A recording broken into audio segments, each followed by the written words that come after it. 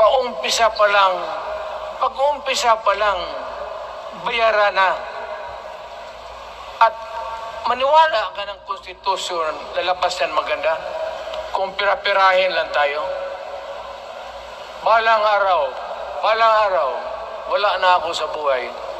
Maybe 10 years, 5 years from now, you might want to change some provision. Yung sabi nila, the usual excuse is economic provisions lang ang aming pakialaman. Putang ina, huwag kayong maniwala dyan sa mga yawa na yan. Puro kasi sinungaling ang mga ulol.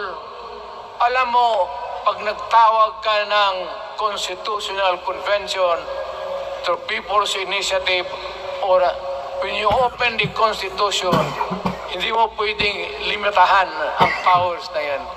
It's unlimited. Kung ano ang gawain nila at kung ano ang utos ng may pera, kung bayaran sila, ipagbili talaga tayo. Ipauhanin na lang ako, nagkagaya ako ng may mga congressman dito. Ito yung matitino. Nandito si Congressman Alvarez. Pumunta talaga siya. Hindi mo kasi niya ako hinayaya. Kapupunta sana ako ng Tagum. Para lang ako galit talaga. Bakit po putang ina? Siga. Bakit? Bisaya pa makumutan ko na imong naong. Magharap ka sa akin, ganoon ko yung mukha mo. Bakit? Bakit bigyan mong problema ang Pilipino? Ano ang kasalanan ng Pilipino at gumagastos kayo, binibili milyon ng milyon, kayong mga congressman, putang ina, istapa yan. Swelling yan.